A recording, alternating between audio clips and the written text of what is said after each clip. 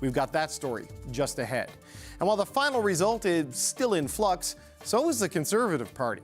The caucus appears to be rallying behind their leader, Pierre Poilievre, even after he lost his seat. Coming up, we'll speak to one of Poilievre's most outspoken MPs, Jamil Jivani. And the NDP licks its wounds after a crushing defeat. Only 7 of its MPs will serve in Parliament. And long-standing New Democrat Peter Julian will not be one of them. We'll ask him where the party goes from here.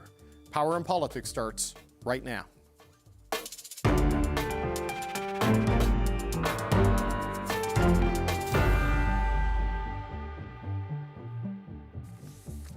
We begin with a surprise development in this week's election. After the votes were counted on Tuesday, the Liberals sat at 169 seats. But during the validation stage, basically where Elections Canada checks its math, the result in one riding has flipped, dropping the Liberals down to 168 seats as the Bloc Québécois picks up one more. The riding in question is Terrebonne. The initial count had the Liberals ahead by 35 votes. Well, now the Bloc is ahead by 44 votes. There will be a judicial recount of the votes in that riding to determine the final outcome. And the Liberals are now 4 seats short of a majority. If they had picked up just 652 votes in total across 4 of the closest ridings, including Terrebonne, they would have won a majority government. All right, we'll talk more about what's next for the Mark Carney minority, but let's start with the Conservatives, who are taking stock of this week's election result. Leader Pierre Poilievre is making calls to his caucus and is just at a caucus meeting for next week in Ottawa. The CBC's Kate McKenna has been speaking to her sources, and she joins me now. So, Kate, what's the latest that you're hearing? So there is going to be this caucus meeting. It's set to happen next Tuesday in Ottawa. And caucus members got an email from one of the senior MPs in their caucus, Cheryl Gallant, letting them know it's going to happen. We are expecting them to vote on whether or not to adopt the Reform Act. This is something that happens after every election. And from there, they will be able to choose who will go on to represent them as the interim leader of the opposition, because, of course, Pierre Poilievre has lost his seat. So, but the timeline for when that person will be chosen is not at this point clear. However, I've spoken to a number of MPs and staffers and Conservative supporters over the past couple of days, and Pierre Poilievre, he's still making calls. I'm told that he's trying to speak with everyone in caucus by the time that meeting happens next week. On the question of leadership, the MPs I've been speaking to do support Pierre Poilievre for the reasons that have been discussed publicly, that he grew the party's base, particularly with young people and with blue-collar workers. He brought more people into the tent, but there is an awareness that there are some discussions that are going to have to happen. For instance, when and where will Pierre Poilievre run in a by-election? Since he lost his seat, probably another MP is going to have to resign their seat so he can run and rejoin the House of Commons. But how long is that going to take? We're looking at probably a minimum of several months. And will he be able to stay in Stornoway, which is the home for the leader of the opposition? Because, of course, he's not the leader of the opposition. He's the leader of the Conservative Party. There will be an election post-mortem. We also know that the party is constitutionally obligated to have a leadership review. Because they did not win the election. That is probably going to happen this fall, but the convention could conceivably be pushed to next year. And then there are active conversations about whether there needs to be staffing changes at the very top if Pierre Poilievre is going to stay on.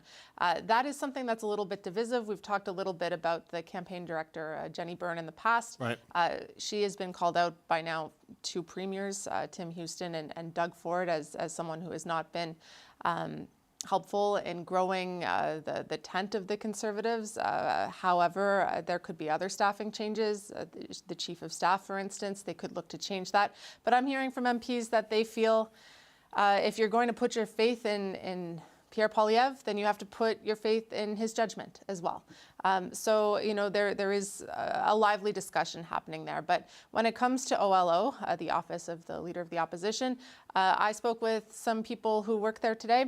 I was the one who told them about the caucus meeting that is set to happen next week. So they're still very much trying to figure out what comes next after this week's loss. Okay, but we have seen one change. Ben Finden, is that how you pronounce his name? The communications director, he's announced that he is leaving.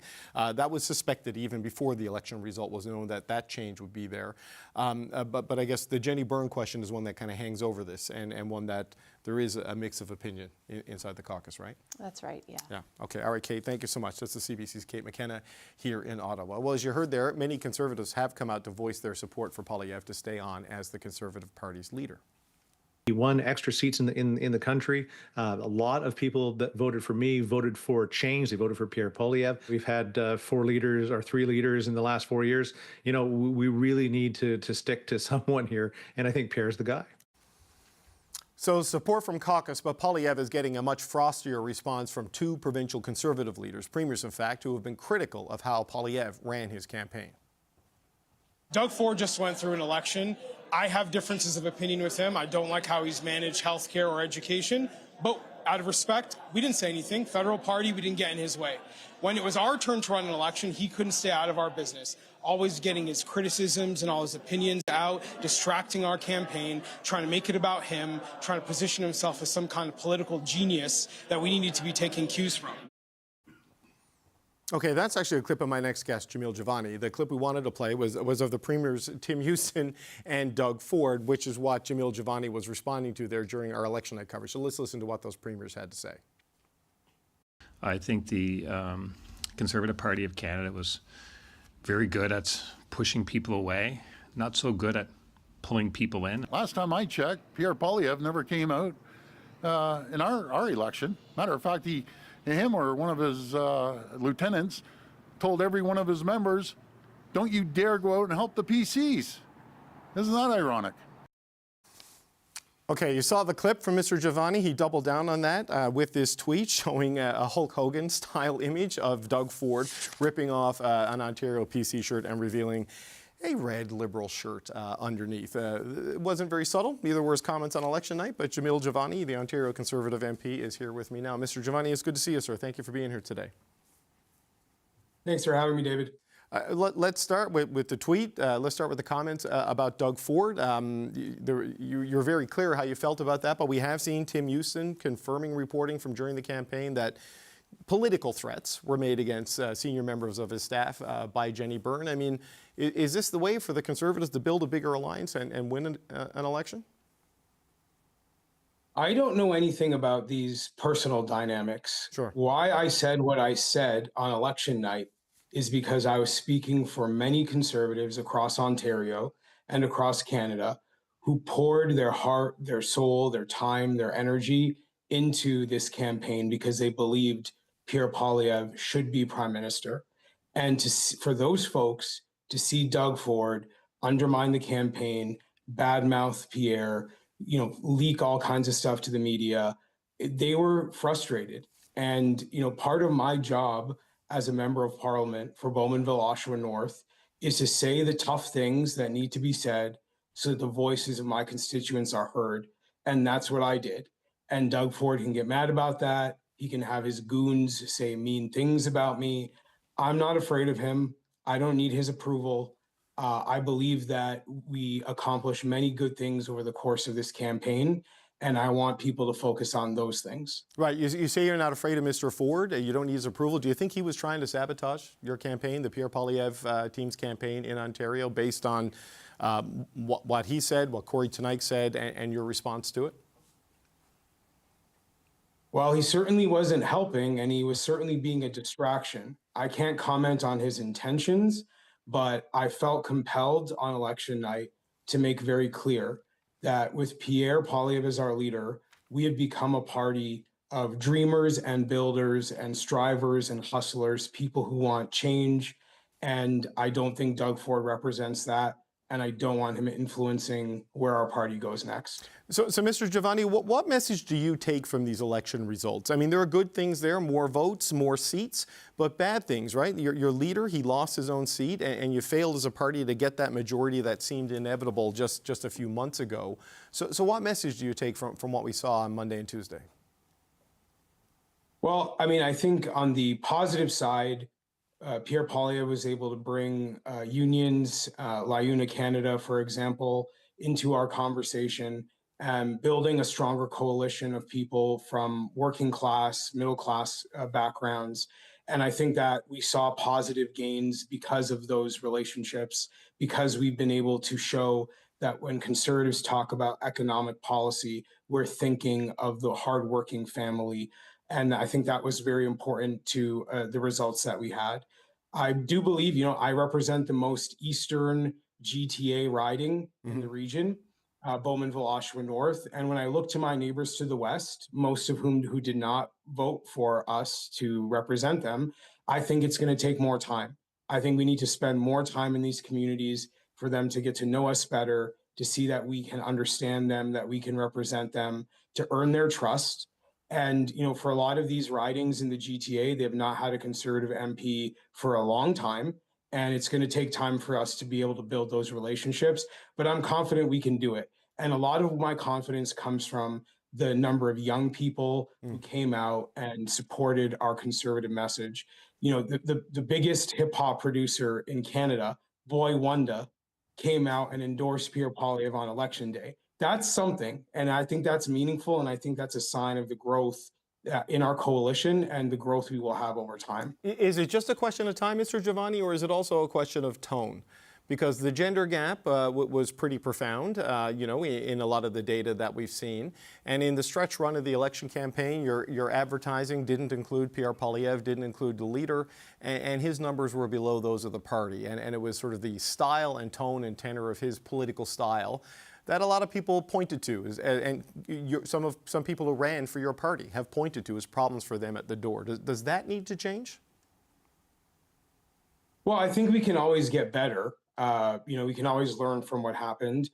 Part of it is I do think people need to get to know who Conservatives are and why we're conservative. And I'll give you an example, David. People will always make accusations that we are wanting to cut budgets or we're not in support of healthcare. I mean, I became a candidate for the Conservative Party 2 years ago after completing cancer treatment. I am the biggest believer in universal healthcare that you're going to find, because I would be 6 figures in debt if we did not have the system that we have. And I think people need to hear those kind of stories to show that we represent the full range of human experiences in this country. And I think that means something. And the more we show people that, the stronger we will be. So a question then, though, because you're going to have to deal with this in caucus. The caucus meeting is on Tuesday. You'll vote on whether to adopt the Reform Act, and presumably there will be a conversation about what's next at the leadership level of your party. Do you support Mr. Poilievre staying on after not winning the election and not winning a seat? Where are you on that, sir? I think Pierre Poilievre has earned the right to continue leading this party. And I think the support he has from Caucus, which is quite visible if you go on any social media, I think that's a sign that people believe that he can, continue to grow this party and grow this coalition. We have built something special. All Conservative MPs, Conservative volunteers, Conservative supporters, and I think we need to continue growing that. And I think Pierre will be able to do that well. What about his team? As I'm sure you know, Jenny Byrne, for a campaign strategist and someone who's not elected, has generated a lot of headlines herself throughout this campaign. Premier Houston revealing what he revealed, and Doug Ford raising the point that she apparently told people not to work for his party in the provincial election. Is that the sort of dynamic that can continue if you're going to be successful? Does he need to change the people around him? Part of being leader is having the ability to make those decisions. And I respect that these are decisions Pierre will have to make. Anybody who knows him knows that he's a hard worker and he is has a very strong analytical mind. I'm sure he's going to think through what makes sense, and he's going to want to build a team that will deliver a majority government next time around. And I trust his instincts to be able to make that decision. So you're going to leave that decision to him? You're not going to push for change at the top of the staffing levels? No, I defer to Pierre Poilievre on that. I think that's what being a leader is. I mean, he's the leader of our party, and these are the decisions that we trust him to make as the leader of our party. So Mr. Jivani, on the people need to get to know Conservatives better. This is the first time we've spoken, and we've requested you for the show many, many times, but Conservatives have been told not to come on this program for a number of years. I don't know if these requests ever got to you from the office. Obviously, something is changing as people are Conservative MPs are speaking to reporters a lot since the election result the other day. I just wonder if this needs to change, more of an open conversation between your party and Canadians who didn't necessarily support you, the war with the press gallery that has kind of been getting waged, whether that needs to change, and does Parliament need to become a more cooperative and less oppositional place when MPs go back probably by the end of May? Well, I think our job is to earn the trust of the Canadian people. And my belief is that we can do that the more we show Canadians what we believe and why we believe it as Conservatives. So that's why I'm here, because I want to have that conversation, and I want people to get to see the motivations that we have. I am 37 years old, the son of a single mom, the son of a father who immigrated from Kenya. These are part of who we are as Conservatives, and I want people to see that as the makeup of our party, and the policies that we come to are informed by the life experiences of lots of different kinds of Canadians. So I think we should be showing people that, and that's why I'm here today. During the campaign, there was a lot of criticism that the messaging didn't shift quickly enough to take a hard enough line against President Donald Trump. Well, what do you think about how your campaign dealt with that issue over the last number of weeks, and should it have done something different? Well, what Pierre Poilievre did very well is hone in on a strong desire for change among Canadians. And there are a lot of issues that people feel very personally: housing affordability, cost of living, crime. And I think Pierre exhibited very strong discipline in wanting to show people that we had solutions to these problems. So I'm sure there could be, a lot of different points of view on what could be done differently, or when something could have been this way or that way. But I will say that by the time election day came around, the people who felt the need for change very strongly were very motivated. And that's why we were able to pick up, seats in Brampton, Hamilton, other parts of Ontario that prior to this election, we did not have MPs in. So, of course, there's always opportunity for Monday morning quarterback. But I feel as someone who had my name on a ballot, who was able to go to my constituents in Bowmanville, Oshawa North, and say, if you want change, we've got a plan. I felt good about that. And I think that's why I'm here as the MP, by the grace of my voters and constituents. Your constituents, though, in Bowmanville, Oshawa North, a lot of people there rely on the auto sector. I know you're good friends with J.D. Vance, and the auto sector is kind of being threatened by the U.S. administration. Have you talked to your friend, the Vice President, about this on behalf of your constituents? Is this something you're prepared to do? Because there are very few people with a personal connection into the White House. You happen to be one of them. Will you have conversations with Vice President Vance about what they're doing to the Canadian auto sector and how you feel about it? Well, JD and I were friends before politics, and we'll be friends after politics, but we do have very strong political disagreements. If the opportunity came where I thought I would be able to make a positive difference, of course I would take it. I know my constituents would want me to, but the state of affairs between our two countries right now is quite chaotic. And at this point, with a new government elected, it is, going to be up to the Liberal Party and Prime Minister Mark Carney to lead on behalf of Canada. And, I hope that they will have good policies and a good approach to look out for these families affected by tariffs. And it's not even just the tariffs themselves. It's also the anxiety that a lot of industries are going through because of this. So again, if there is an opportunity to make a difference, of course, I will take it. But I do think there needs to be a change in the dynamic between our two countries, and we'll see what happens. But just a final question on that, sir. I guess given, I know it is the government's job, right? And I appreciate that. But given the stakes here and the unusual circumstances and the personal connection, is that something where you would be willing to just raise your hand and say, maybe I can help? Because it feels like a time, given what is on the table for your constituents and all over southwestern Ontario in particular on this one, that the normal rules of engagement might not be enough, and that allies with connections could be helpful. I mean, what are your personal thoughts there? Well, if the Liberal government wants to find me, they know where I am. I've met with their ambassador to Washington, D.C., Ambassador Hillman, in the past to share what I know, the limited bit that I do. So I'm certainly a person who puts my party above partisanship. The only thing I will say, though, is I have observed that the dynamic between our two countries is just not very good right now. And I wish the Liberal government well in working on that, because I think that's really what needs to change in order for anybody to be able to help. The dynamics got to get better. And of course, the folks in Washington, D.C. need to make some changes in order for that dynamic to get better too. Okay, I just want to check. You said, I think you misspoke there. You said you put your party above partisanship. I don't want someone to clip you and misrepresent you on social media. I think you put your country above partisanship. Am I understanding you correctly? Yeah. Okay. Thanks for correcting me. I apologize. Yeah, no. Listen, social media is unforgiving. I don't want you to be mistreated. Jamil Jivani, I appreciate the time. I hope you'll come back, and good luck with your caucus meeting next week as you figure out what's next. Thank you, sir. Thank you. Take care. All right, thank you.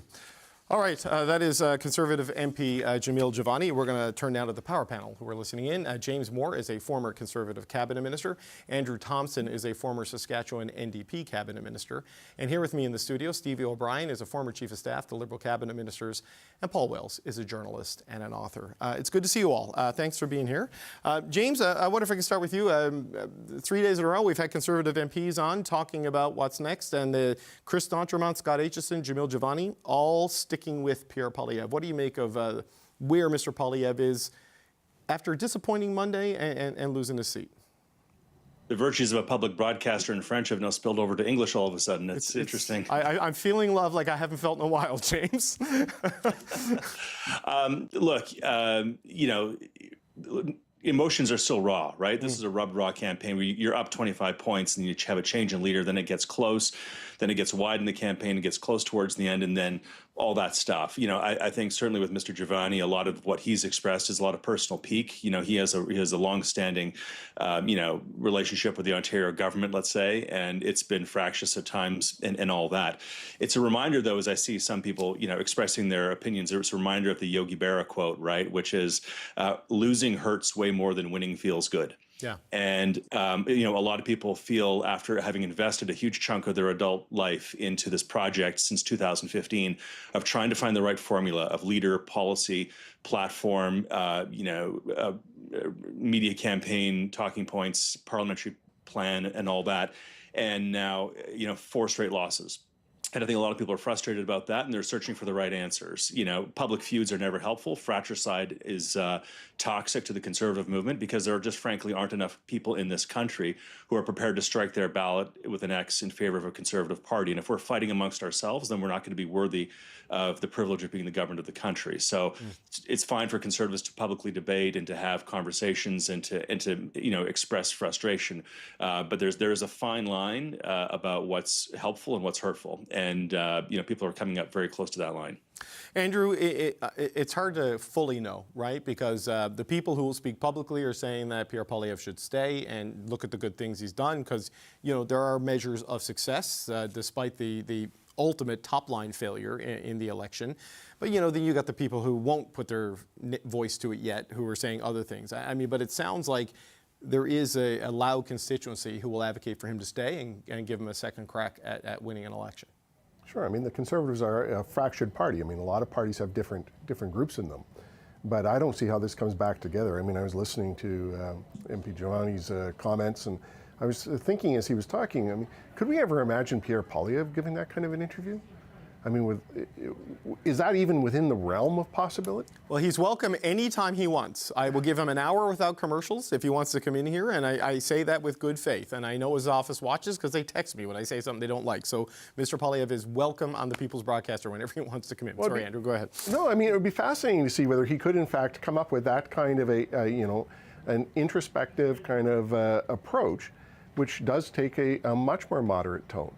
I mean, that's not what happened. And I was fascinated by this argument some Conservatives were putting out on against Doug Ford, that, well, Pierre Poilievre got so many more votes in Ontario than Doug Ford did.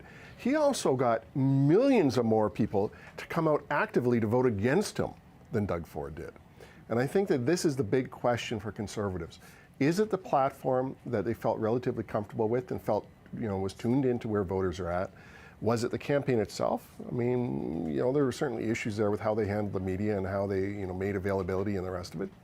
Was it the slogans, or is it the leader? And I think that those are the only real questions that they can go back to.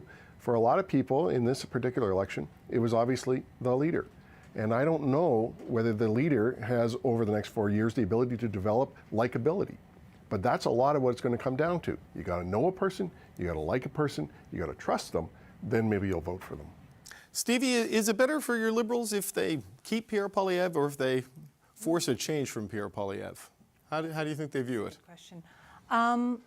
I think it would ultimately be better unless Poilievre is able to really change his tone, unite his party, and meet the moment. If he continues on with this sort of divisive, angry attack, MAGA style, while we are having this sort of economic tension with the United States, I think we're going to have a repeat of Monday night again in however 3+ years. So I think, if we were facing the same Poilievre with the same slogan, Maple MAGA style, I think we would like to face that again, especially if Carney is able to point to some successes over the next couple of years. But listening to that interview just before, I wonder what the outcome of the election would have been if we could have seen more Conservatives with different perspectives connecting with different people, because definitely Poilievre's likability hurt him. Yeah, I mean, Chris D'Entremont yesterday is a classic Atlantic Canadian Tory, Paul. Scott Aitchison, whatever the day before, it's election week. I've lost my sense of time. Also, moderate, reasonable, good, simple discussions, and we haven't had enough of those. But what do you think is going to happen here with the Conservative leader in the next little bit? I'd be really surprised if the Conservatives, if the Conservative Caucus thinks that they need a different leader besides Pierre Poilievre. But Andrew Scheer seemed quite safe in the days after the 2019 election, and Aaron O'Toole seemed fine in the days after the 2021 election. These things have a way of building their own odd momentum, and all the more so if the leader hasn't been seen in public since Monday night. That's strange. Like, what do you make of that? I'm amazed it's taking Mark Carney until tomorrow morning to hold a news conference. To me, that felt awful long. I don't understand why people don't get out and make the case for themselves a bit more. But now Poilievre is going to wind up being behind Carney, and on whether Doug Ford is a good enough Conservative. Jamil Jivani is not the only one who thinks that. I know that there are Conservatives who work for the Ford government at Queen's Park who don't think Doug Ford is a Conservative. But you build a tent in this business. Yeah. Marjorie Le Breton used to write me a long email every several weeks from her Senate seat when she was a Progressive Conservative, telling me what a horror Stephen Harper was. And then when the parties merged, one of the first things Harper did, knowing that, was to reach out to her and say, I need your help. That's what a winner does. And it remains to be seen whether Pierre Poilievre has that move in his repertoire.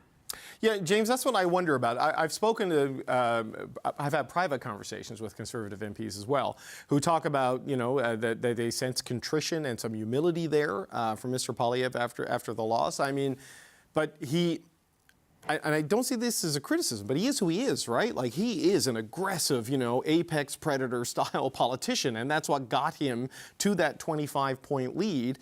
And when he tries to not be that guy, he doesn't look comfortable doing it. So, with this result and with this sort of period of reflection, I mean, what sort of Pierre Poilievre do you think will emerge and needs to emerge from whatever comes out of this?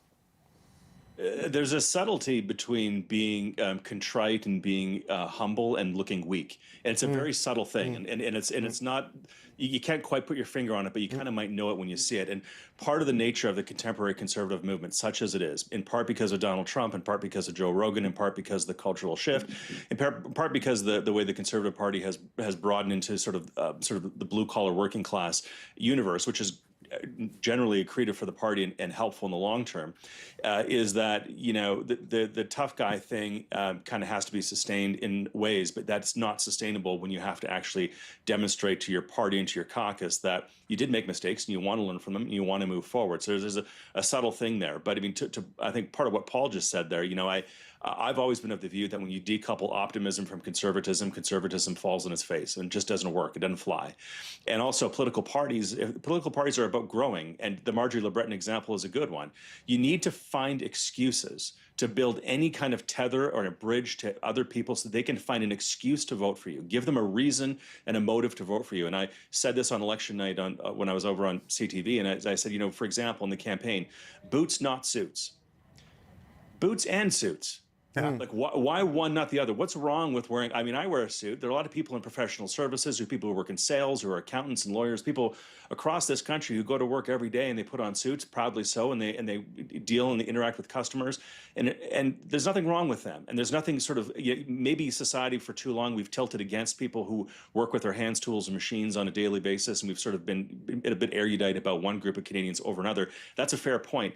But political parties should be about drawing people in and saying everybody's welcome within our tent.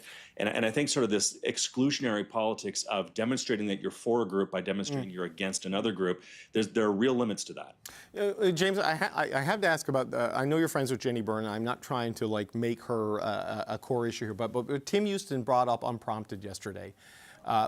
Is an interesting thing that, you know, a progressive conservative premier of Nova Scotia who just won a big majority, saying that his staff got pretty aggressive messages from the campaign director. I mean, if Pierre Poilievre and Tim Houston got into a fight, that's one thing. But when you've got your staff threatening a premier's office, I mean, that can't be the operating procedure for an opposition leader. Well, we've heard one side of the story. I don't know what the other is. I mean, I can't litigate that. I'm not about to, certainly on the show. But what I would say is this, you know, if the Conservative Party of Canada is to be successful, and this was true under Brian Mulroney, it was true under Stephen Harper, that Premier Ford and or his successor, Tim Houston, Danielle Smith, all Conservative premiers in the province, they all have to point to the national leader and say, that guy or that woman, that person needs to be the prime minister of this country. Because the conservative universe in this country, as I said, it's not big enough. If we're fighting against each other, we're not big enough, and B, if you're incapable of governing yourselves internally in this family that is the Conservative Party, then you are unworthy of governing the country that is complicated and deals with real challenges, not just who said the right thing during a campaign and was Corey tonight too tough on a podcast. Like, come on, we have real problems in this country that are much more challenging than that. And if you can't handle the small stuff, voters won't trust you with the big stuff. Andrew? Well, they also, I think, do need to pick up the point that they have to, and James is making that point, they have to be more open and they have to show themselves to be that way. I mean, certainly, you know, as a lobbyist myself, we spent a lot of time with Conservative MPs before the election, and a lot of them are actually very open, you know, and have a lot of ideas about what needs to be done or what can be done, and are open to ideas about what can be done to drive the economy forward and make, you know, more opportunities for young people and you know, and Canadians. That didn't come through in this campaign. And I think one of the things that surprised me as I was watching it is that they actively worked against bringing that forward.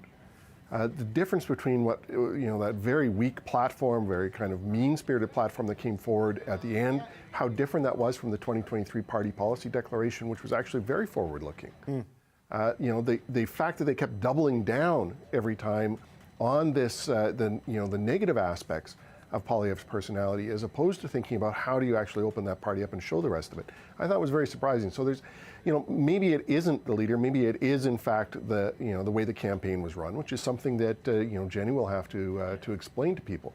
But to me, it was just, it's very odd. And even today, I still don't really get a good sense of what is this Conservative Party. Is it the Doug Ford Conservative Party? Is that allowed to even be in part of the federal Conservatives anymore? Right. Is it just this kind of, you know, crazy kind of stuff that we see coming out of Alberta these days, which is very MAGA light? What is it? And I think that that's one of the questions that Pierre Poilievre, or whoever the leader is, has to answer.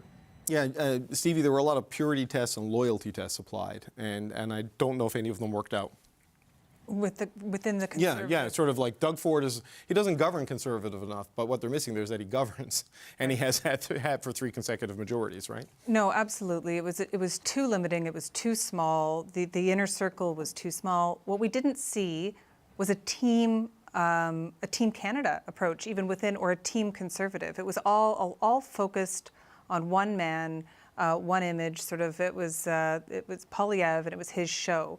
And that really, I think, wasn't what the moment required when we needed a team Canada, when the ballot issue was who do you want facing off with Donald Trump? And I think, yes, it's Mark Carney, but also Mark Carney had a team of other in the wing. We knew who they were. There was something to be said about that. And I think the Conservative Party is going to have to open up their ranks, show a little bit more of who they are, who they're made up of, to connect. It is too insular. Yeah, Paul, it was very clear on election night that if the Conservatives had won, we knew who the Prime Minister was going to be. And then kind of after that, it just stops. Like, who was the finance minister? Who was the defense minister? You know what I mean? It was a very difficult thing. And despite that, like, big inroads with younger voters, big inroads in southwestern Ontario, in Peel, in York region. You know, they got into the areas where they need to grow, just not to the margins that they needed to get there. Yeah, I mean, from Hamilton to the border in southwestern Ontario is a pretty blue neck of the woods these days, you know. And there are long-standing, I thought, reasonably popular Liberal MPs who were just washed away in the flood in parts of Ontario. So, and it's important to point out there are a lot of voters who voted Liberal on Monday night who were absolutely prepared to vote Conservative 4 months earlier. And they kind of voted Liberal to put Mark Carney into the job on probation. And if he turns out to be a little reminiscent of the Liberal Party that they were ready to vote against several months ago, they might change their vote back the next time. So. I get the feeling he's going to be pretty different. I don't know, his priorities and stuff certainly seem different, more economic focus. But we're going to talk about that now, because Prime Minister Mark Carney, he got right back to work. We're going to talk to Olivia Stevanovich. After winning the election, he has been in his office on Parliament Hill, charting a path forward and setting the priorities for this refreshed minority government. And the CBC's Olivia Stevanovich joins me now to talk about this. So, Olivia, what is the timeline for some of Prime Minister Carney's first moves now that he's got an electoral mandate of his own? Well, David, you can imagine there's a lot to sort out, from how Prime Minister Mark Carney plans to position himself heading into this high-level meeting with U.S. President Donald Trump that could happen within a matter of days, possibly weeks, choosing who's going to make the cut for his cabinet and when he plans to move into his new digs. The Prime Minister's office says that Carney will hold his first press conference tomorrow, David, here in Ottawa at the National Press Theatre. And for those viewers who want to tune in, we'll mark 11 a.m. Eastern on your calendars. That's when Carney is expected to outline his priorities for his new minority government, much of which will focus on protecting Canada's sovereignty. So you can expect a lot of questions tomorrow to be around that, this upcoming meeting with Trump.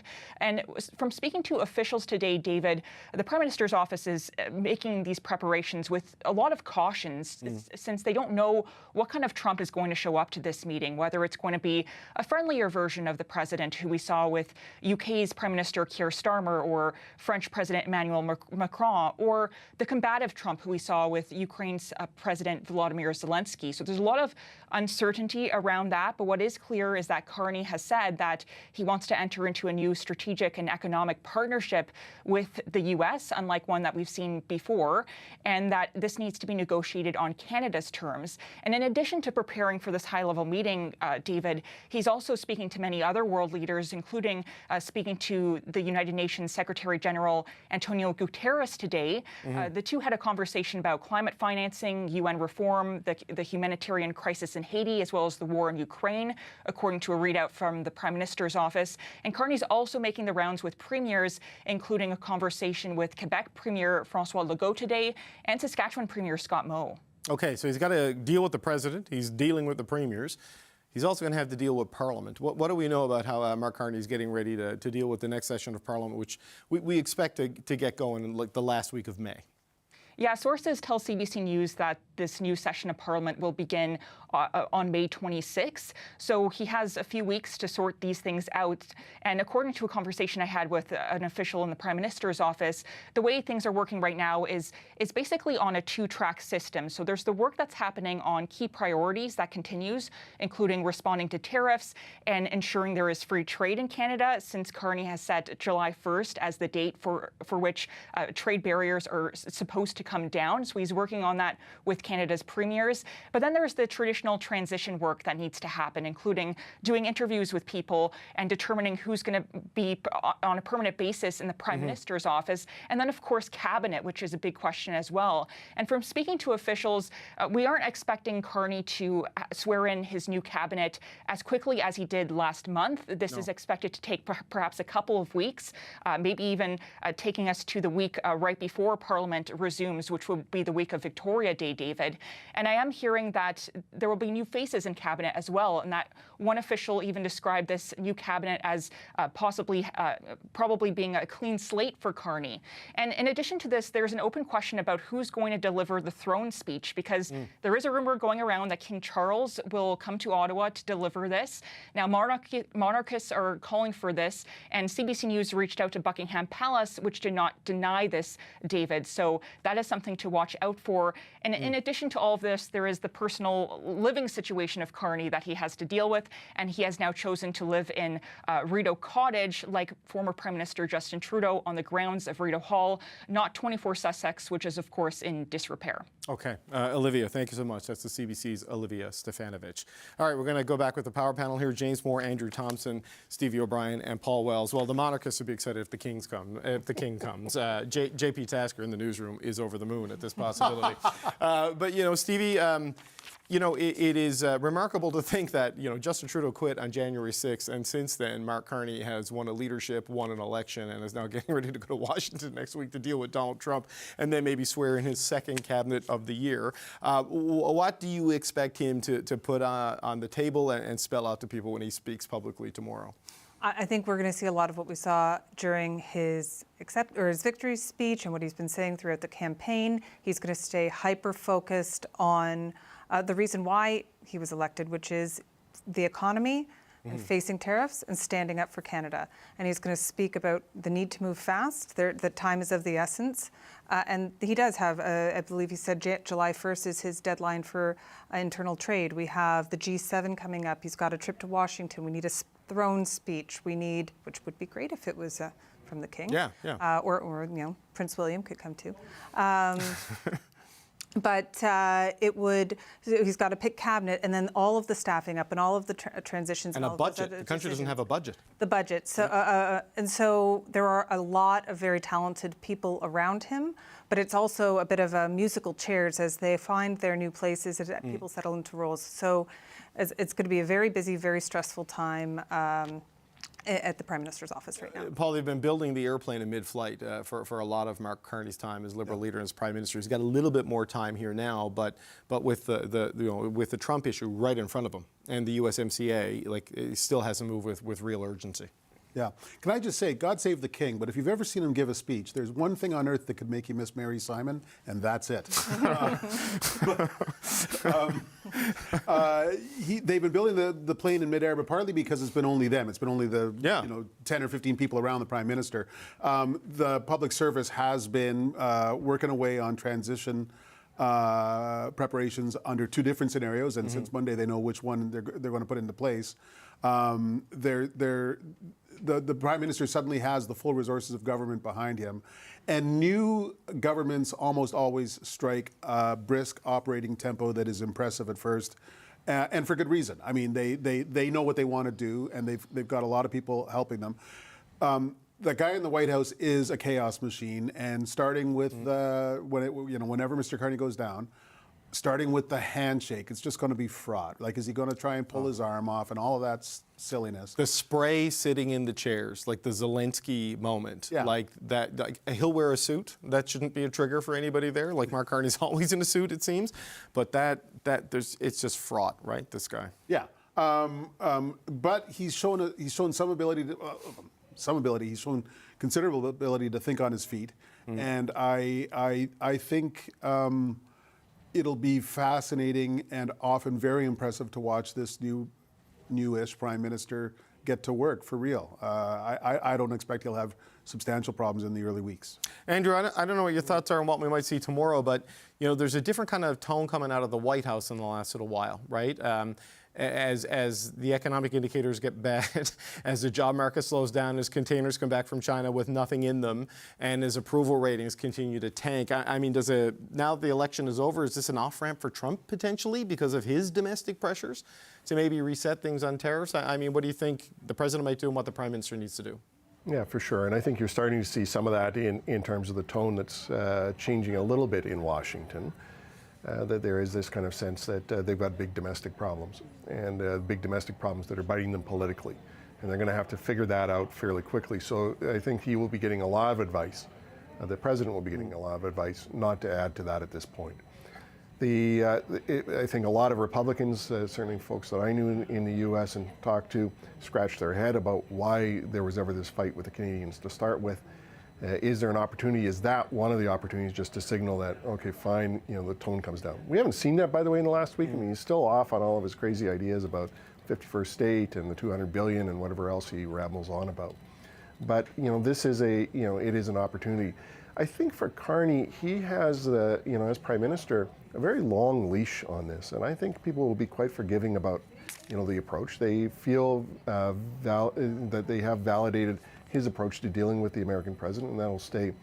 What he will need to show, though, I think on Thursday or Wednesday or whatever day it is that he decides to do his press conference, is that he's going to have to show that he also heard the other message, that there was no Carney mania in the country, that there were a lot of people very concerned about whether the Liberals have a plan and can deliver against it to actually deal with affordability and some of the bigger pressures that people are feeling at their household tables.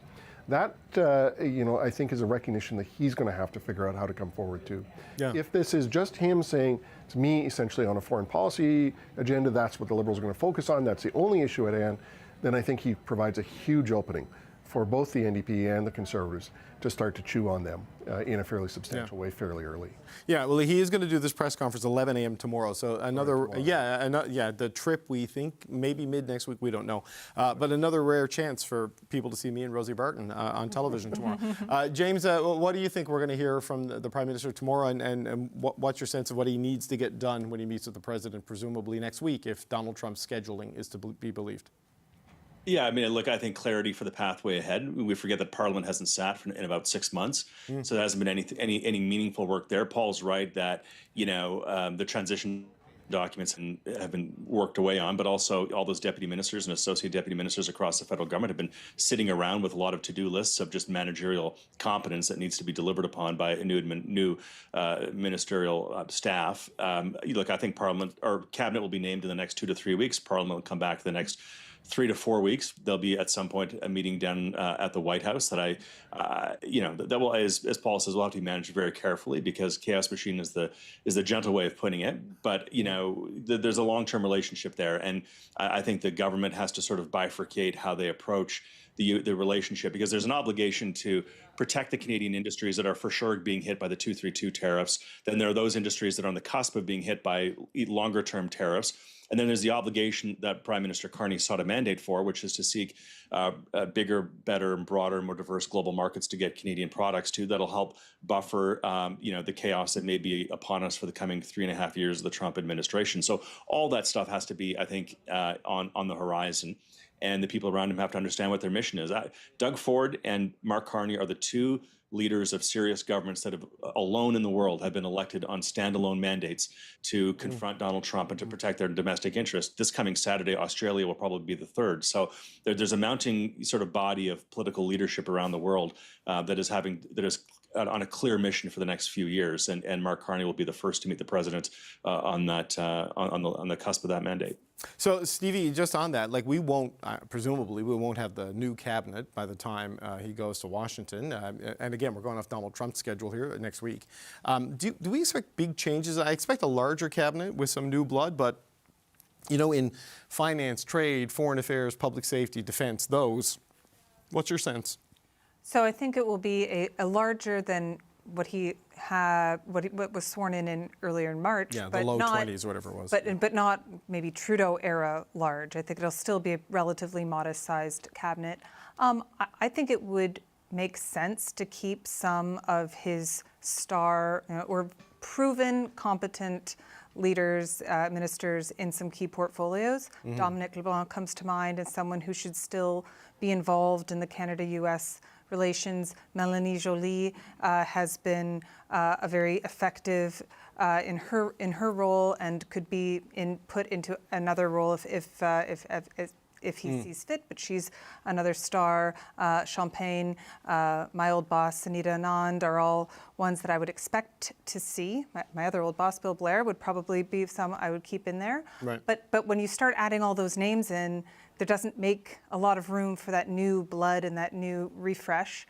And a lot of those names are sort of GTA area names as well. Yeah, that's true. I think he's going to have to make balance out a lot of competing priorities to come to the right balance of a cabinet that reflects him and are the right people in place to do the job that needs to get done. I think he's going to be really focused on who are the best people to deliver results. Yeah, Paul, I mean, the argument for continuity is you're maintaining relations that you've built with the people in the Trump administration, but Trump has entered that firing people phase, just after 100 days with Mike Waltz and moving, Marco Rubio temporarily and all of these sorts of things. Before the second inauguration, there was a kind of an open question whether Trump would really be the president or whether he'd be a figurehead and the sort of Agenda 2025 people would be running the joint. It really is Trump's presidency, right? And anyone who might have a different viewpoint from him within the administration or seem to have a different message, they usually get pulled back pretty quick. And so Prime Minister is going to have to form the best relationship that he can with the guy. And he's also going to have to remind himself that the big speech that he gave early in the campaign that impressed so many people said, we're turning the page on this country to the extent possible. And we're going to, seek stronger relations with our other partners in the world and move past 60 years of deepening continental relationship. So the visit to the White House can only be extremely important, but it's also not the only game. The other game is the rest of the world. Yeah. Well, look, and there's the rest of the world, there's the U.S., and then there's also domestic issues because, there's some concerns about geographic and generational divide here. And this week, Alberta Premier Daniel Smith proposed to make it easier for citizens to force a referendum on anything, including separation from Canada. And Smith will do that by lowering the number of signatures required on a petition and give them more time to get those signatures. And she was asked repeatedly today about allegations that she, as Premier, is stoking the separatist movement in Alberta. I'm not going to prejudge what citizens are going to do for a petition. Once there's a petition on the table and there's an active discussion from citizens having achieved the requisite number of signatures, I'd be happy to answer your question. Right now, this is just enabling legislation so that any citizen is able to go out, garner signatures, and if they're successful, then I guess you can ask me to comment on what is actually on the table. You're putting forward a hypothetical that doesn't exist. And what is your personal position on Alberta separating from My Canada? personal position is I believe in Alberta sovereignty within a united Canada. So Andrew, that is the position Daniel Smith has taken consistently. But people look at this process like, why lower the bar? Why do this when there is this conversation? Preston Manning and others talking about Alberta separating. I mean, what's your view on this? Yeah, well, I mean, Western separatism has been around for a long time. Preston Manning has been kind of pushing it for a long time. Anytime they don't get their way, this pops back up. And, that's what we're seeing. I mean, I've also, though, consistently said, and I said this when I was in government, I still believe it, there's a lot that needs to be done to make a fairer deal for Western Canada. Within the Federation. So it's not that the grievances are entirely unfounded, but I think that they are overstated and they are being used for a very kind of manipulative partisan purpose. Interestingly, Scott Moe is taking a slightly less vitriolic kind of approach to this. I don't know that will hold forever because he's not exactly a leader. He tends to follow more of where Alberta goes. But at this point, it seems like what she's doing, at least in Alberta, what Premier Smith is doing, is really trying to distract from a number of scandals and crises that her own government is under. So separatism, This will be, certainly an issue she would like people to be talking about instead of AHS, but, whether or not that actually sticks in people's minds, we'll see. James, how do you confront this as a... as a federal Liberal government, they struggle in Alberta, as you well know. But, whether Danielle Smith wants to separate or not, she has made it easier for people to push this. How do you confront it if you're the Prime Minister? You've served up the whole beachfront of the Conservative grievances in this country, from Jamil Jivani to Alberta separatism to Donald Trump. So I really appreciate today's show. Well, we knew you were coming, so, we wanted to give you something. Look, I think Danielle Smith is playing with fire here in a way that's really toxic to the country. Andrew cracked open the door, but I'll push it open. I think the team of Premier Smith and Premier Moe on the Prairie Provinces, I think, has been very effective in terms of voices for Western Canada. And I think Premier Smith risks having a crack between her and Premier Moe in a relationship that I think is actually, again, accretive to all of the country to have some pushback. And healthy tension is a good thing because it means that voices are being heard. But lowering the threshold the way that she has and just sort of throwing it into the wild to have endless plebiscites and referenda on whether or not the country should stay united and Albertans should feel comfortable in the country, I think is a really toxic and unfortunate thing. And this idea of, I keep hearing the West. I'm in the West. I can, I'm in British Columbia. The proposition here of separation is 95-5 no. And I think Premier Smith and others should recognize that in British Columbia, and I say this as a Conservative, in British Columbia, in Alberta, in Saskatchewan, and in Manitoba, more people voted for the Liberal Party in this election than the previous two. So, while there are grievances that are legitimate and real and need to be heard, I would hope that a person who's the Premier of the province of Alberta would echo the voice of Premier Lougheed, who said, I'm an Albertan and a proud Albertan, but I'm a Canadian first. And we need more of that in this country. And then look, Premier Smith, if the Prime Minister of the country is the toughest job in politics in Canada, the Premier of Alberta is probably the second toughest. Premier Smith has a very, very tough job. But bringing in a coalition that includes people that are separatists, I would prefer her be prepared to lose 5 to 10% of her governing coalition and pushing out people who aren't committed to this country and have them start their own party and have them get 5% of the vote and then have them fade away. And then let's have the Premier of Alberta be a Canadian first. That's what I'd like to see. Stevie, what do you think the Prime Minister should do here? Born in the Northwest Territories, but raised in Alberta. So I think he needs to and will be building out a coalition and engaging with premiers to build this Team Canada, to deliver internal trade as he's promised.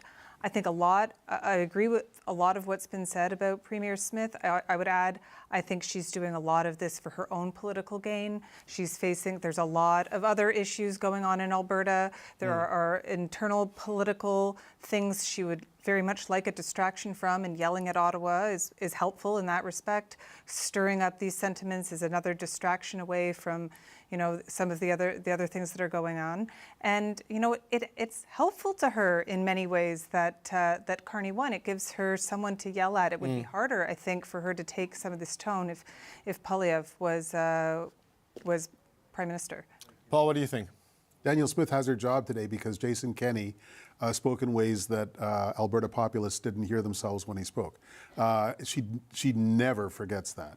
And it seems to me that she almost literally spends 3 days a week talking in ways that I find congenial and 2 days a week saying stuff that I can't understand.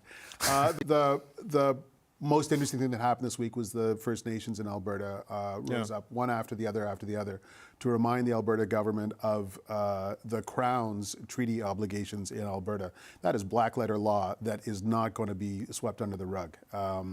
And it was handy for Alberta's First Nations to remind people of that. Yeah, that's a good point. James, I was looking through my tickle trunk of grievances, throw another one at you, but instead I'm going to do a quick round on the NDP because the New Democrats, they took a crushing blow in this election. The party lost 17 seats, one of which belonged to longtime MP Peter Julian. Now, I spoke to Julian earlier today about what his party could have done differently. I thought the campaign was executed well, but the strategy was wrong. Strategy needed to put our vision out well before, even as the Liberal leadership campaign was progressing. People needed to see what the NDP alternative was, what the NDP vision of our country is. I mean, we have a remarkable track record over the last 2 minority parliaments. Virtually everything that was delivered through NDP efforts. Okay, you can watch the rest of that interview coming up in the second hour of the show. But Andrew, on that, it was a criticism of campaign strategy, but also acknowledging that maybe they've stopped talking to the working class in a way that was, effective in the roots of the party, and which we've seen Pierre Poilievre do in southwestern Ontario shows the fruit of that effort. Yeah, for sure. I mean, what we saw was a large number of NDP voters go to two more right-wing parties, and namely a central banker-led Liberal Party, and a populist Conservative Party. The NDP's got to figure out why that happened, and obviously it happened in part because they weren't resonating, their solutions weren't working, and they weren't talking in a way that made people feel like they could make a difference there. I think that this was a misread, to be honest, of what came out of the COVID era and what happened in 2021.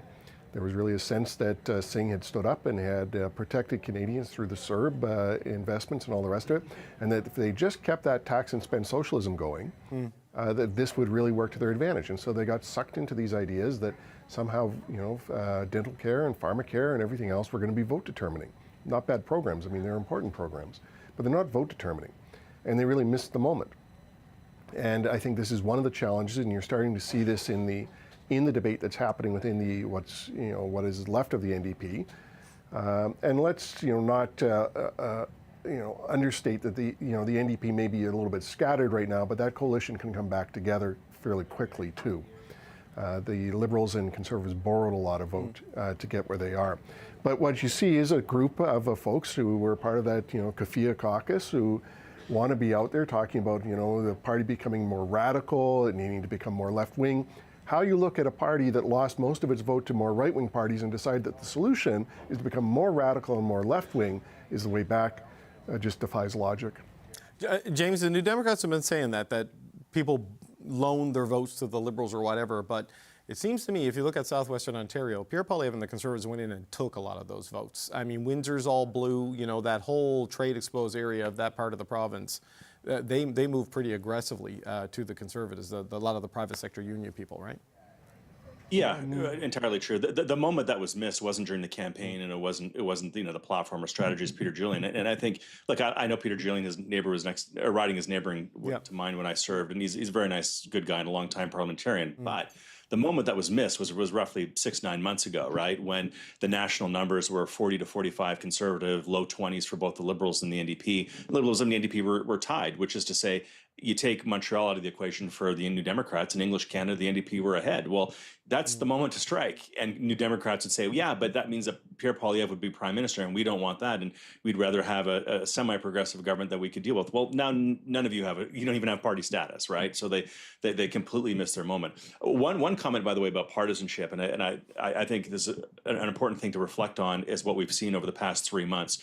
We've gone from the Conservatives being at mid-40s and a supermajority government, Liberals being in the low 20s, both parties sort of in the 30s. They eclipsed each other. They came more than 1 out of 3 Canadians in this, 1 in 3 Canadians change their votes and their minds and their political allegiances. And that's a healthy reflection of how Canadians view political parties in this dynamic, in this crisis with President Trump, is people were actually searching for the right political party with the right leader and the right message and the right moment to address Canada and Canada's challenges. This is not a country that is deeply ideologically divided. We view political parties as contemporary vehicles to solve problems.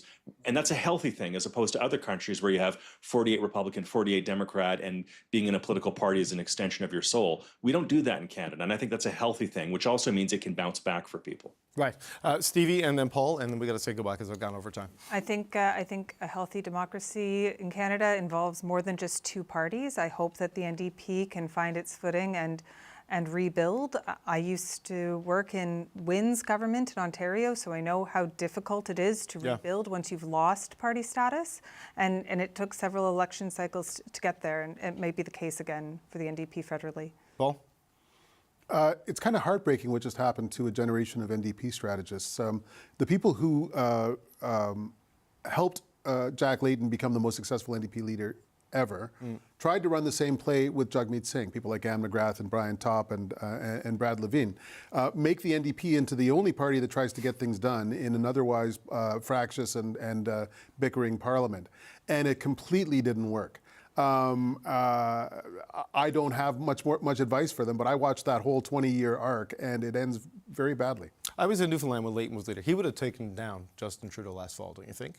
Yeah, absolutely. Yeah, he would have gone for it, right? He also had a bridge-building Conservative leader in the wings urging him to do that. That guy's name was Stephen Harper. He's not around anymore.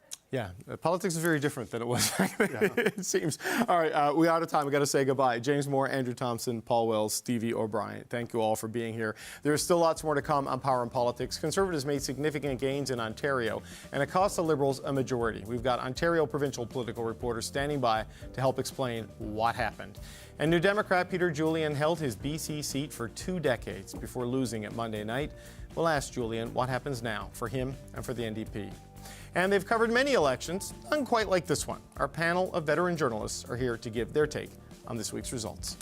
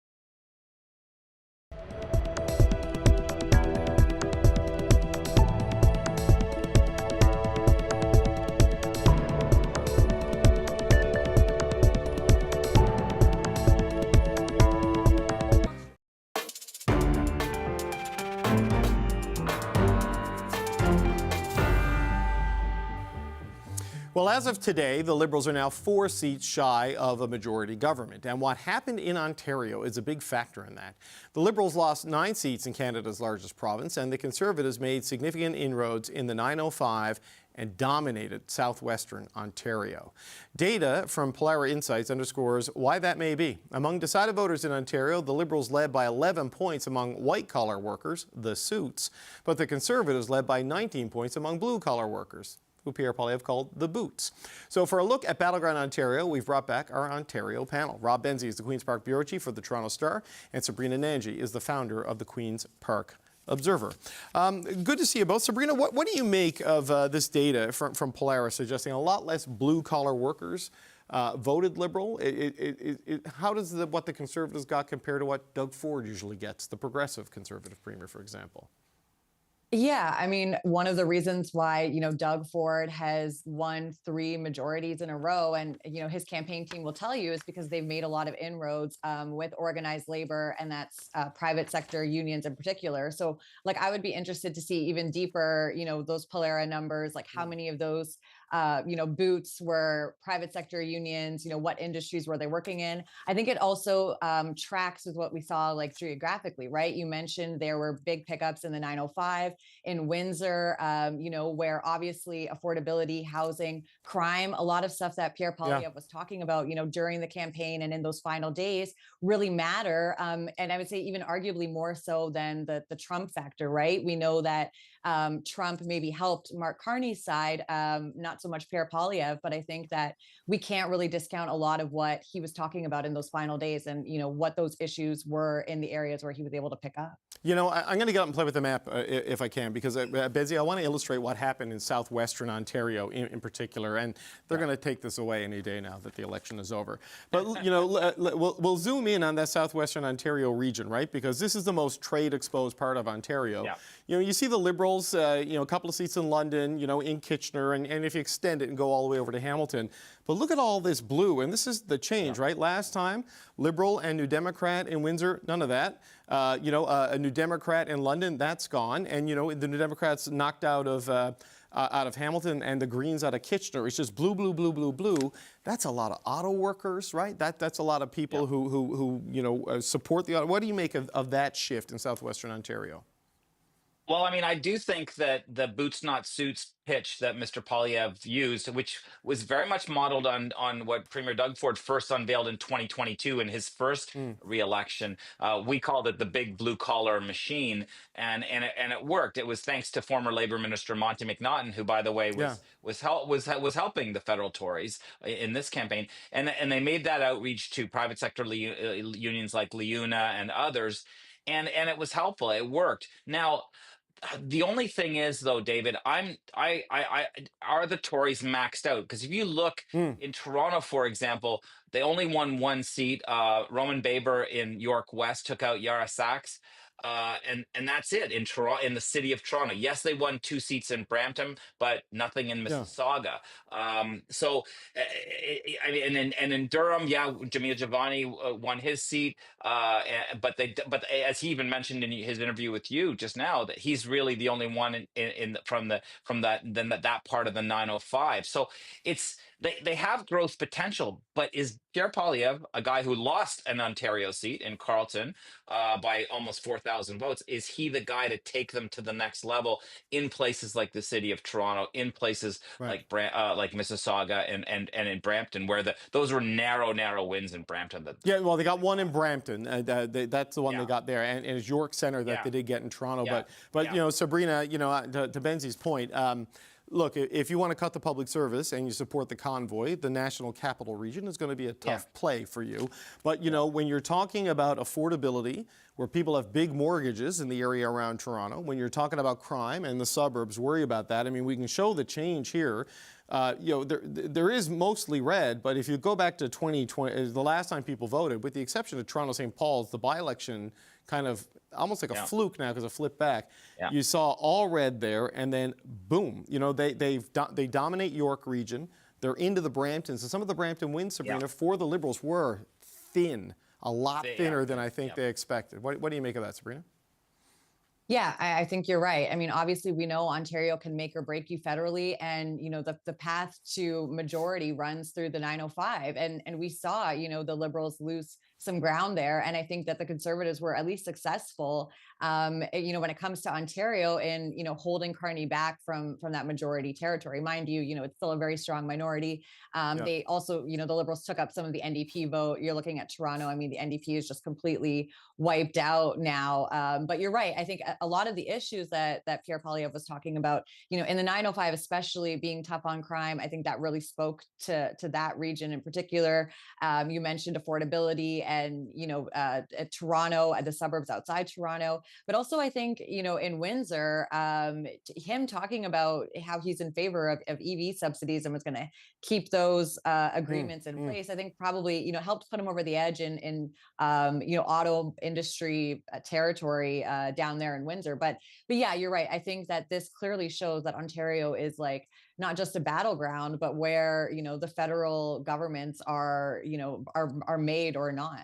Yeah, and Rob, going back to Brampton and Peel region, I know that this has always been held pretty strong for the Liberals the last 4 elections now, and I know they felt it was going to be good, but they were worried about what they saw in their internal data, a softening in South Asian support, mostly with second and third generation South Asians though, right, who are younger, more worried about crime, more worried about affordability, and that's who Pierre Poilievre has been targeting.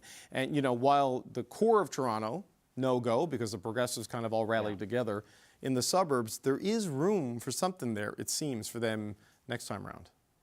Yeah, if this leader can grow and if this leader can evolve, we've seen an evolution from the Premier of Ontario from when he was first elected in 2018 to his re-election on February 27th. He's built a broader coalition. His cabinet is the most diverse in the history of Ontario. And he has all the seats in Brampton, all the seats in Mississauga, and even a lot of seats in Toronto. People forget that the Conservatives have a lot of seats in provincial seats here in the city. And I think, but I'm still not totally convinced that the Conservatives are learning the lessons from the campaign that they need to learn. David, can you imagine if they had not been at war with Premier Doug Ford's Progressive Conservatives? There were some other ridings that they would have won. They would have maybe won the other Brampton seats. They would have taken a Mississauga seat or two. And I think it would have helped them. But for whatever reason, they thought that Ford wasn't pure enough. He didn't pass that purity test of the Conservatives. I thought it was interesting. That was a really good interview that you had, by the way, with Mr. Jivani. I thought he was much more measured than he was with David Cochrane on election night when he made headlines across the country. After that pre-dawn rant against Mr. Ford. And I think they need to present the face that Mr. Jivani presented earlier in the show, more than this kind of angry, casting aspersions at other Conservatives, Tim Houston or Doug Ford. Well, that's that other David C. He just riles everybody right up. That comment, he's a hype man. But Sabrina, I wonder about that because that interview with Jamil Jivani was a lot of anger directed at Doug Ford, and relations were not good. Between some provincial progressive Conservatives, I know they're not the same as federal Conservatives, but there's a lot of overlap in workers and donors and supporters. Are you getting any sense at Queen's Park that this could change going forward, or as long as Doug is there and Pierre is here, it ain't going to happen? I'm here for this Tory civil war. Obviously, people like us, it's, would just pass the popcorn. But yeah, it does seem like, the knives are out, and there's a lot of blame to be thrown around right now, right? Like hindsight is 2020. A lot of people are blaming Donald Trump. A lot of people are blaming Doug Ford. But I think, to Benzie's point here, the federal Conservatives, there was a missed opportunity here. They really could have, followed in Doug Ford's playbook. Doug Ford is someone that emphasizes he's a progressive conservative. He is a big spender, and he has changed a lot. He's learned a lot of lessons, and I think that he's had his fair share of scandals, but somehow he's like this Teflon premier. And I think that the Conservatives, if they had maybe followed his playbook a little more closely, they could have maybe made some more inroads in Ontario and made it a lot harder for Carney and the Liberals. But in terms of whether or not they're going to be buddy anytime soon, I don't think that's happening. So Rob, just give you the last quick word here, but it's hard for a federal Conservative Party to be sort of a replica of the Ontario Progressive Conservative Party, because you've got Alberta, you've got Saskatchewan, you've got just a different constituency that you've got to factor in. So it's tough. You can maybe be friendlier with Doug Ford, but it's tough to be just like Doug Ford, because there's just two different types of styles and conservatism there. Yeah, that's for sure, David. It's a shakier coalition that the federal Conservatives have to deal with. But 30% of of Doug Ford's voters, people who voted for Doug Ford on February 27th, voted for Mark Carney. Yeah. That's a lot of potential votes for the Conservatives, the federal Conservatives, and they, for whatever reason, didn't feel that they needed to reach out to Mr. Ford. The first time that Mr. Poilievre ever spoke to Mr. Ford at length was on March 17th, just before the election. Yeah. And it was too late. On March 18th, Doug Ford had Chrystia Freeland at his home making coffee and posting selfies on Instagram. So this is the thing. Relationships are important in politics, and I'm still surprised that these guys felt. I guess they were so far ahead that they could afford to not be nice to Tim Houston or to Doug Ford. And guess what? It showed that they won one seat in Nova Scotia, and they only won 53 in Ontario. That's great, except the Liberals won 69. Yeah, well, if the Liberals had just held on to what they had, they'd have a majority government too. So there's lots of conversations about Ontario in the leading parties. Thank you for having a conversation with me about Ontario. I had to sit down from the map. It's been a long week. Rob Benzie, Sabrina and Angie, thanks so much for being here. We'll talk soon. See you, David. All right, still ahead, only 7 New Democrats survived this election, but 20-year-old, electorally, I mean, but 20-year MP Peter Julian was not one of them. We'll speak to him about the NDP's bruising defeat after this.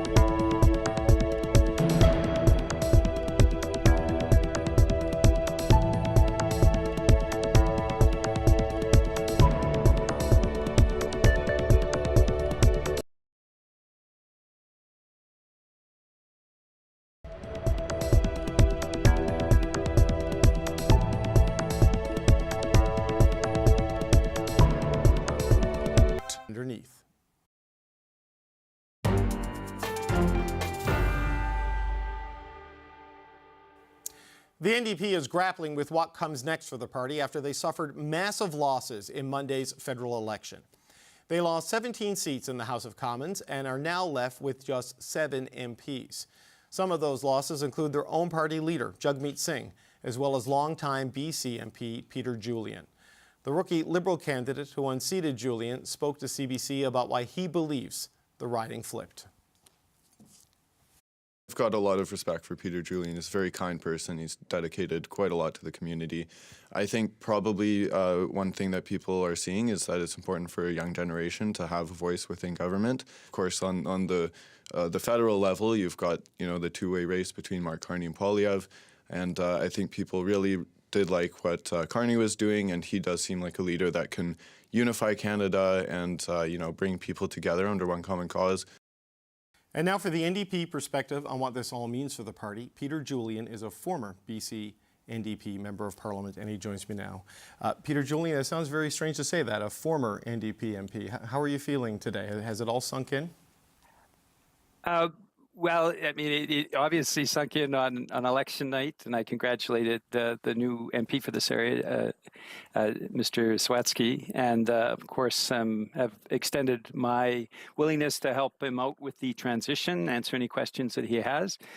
But also, MPs have 20 days to clear out their offices. In my case, that means our campaign office, our constituency office, our parliamentary office, and the NDP House Leader's office, plus my apartment in Ottawa. So I really haven't had time to contemplate any of this. It's 20 days, 5 moves, and I'm just in the midst of the work. As you can see, I've got my boxes around me, and we're clearing things out. How do you interpret what happened on election night? I mean, 17 NDP seats, turning mostly blue and some red, and losing party status, your leader losing his seat. How do you view what happened to your party in this election?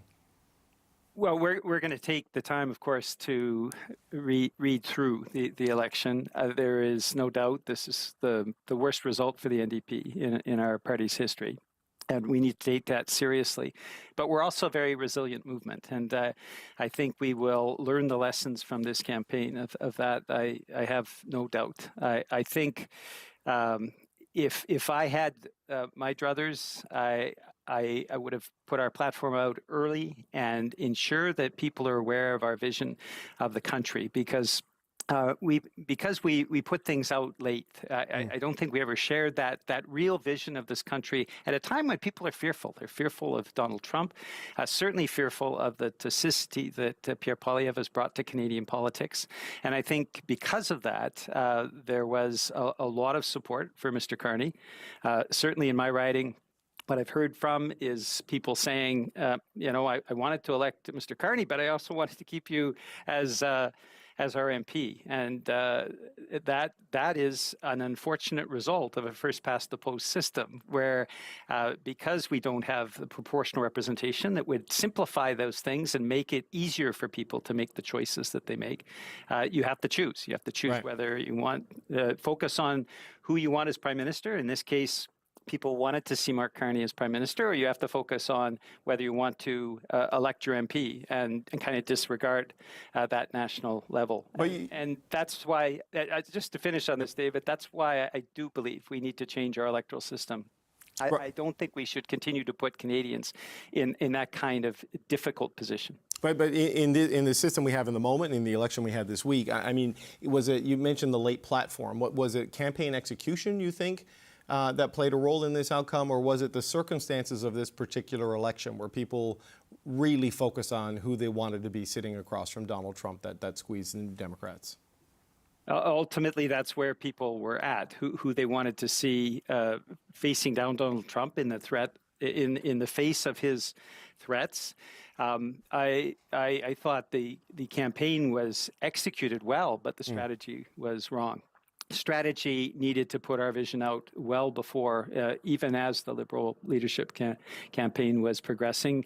People needed to see what the NDP alternative was, what the NDP vision of our country is. I mean, we have a remarkable track record over the last 2 minority parliaments.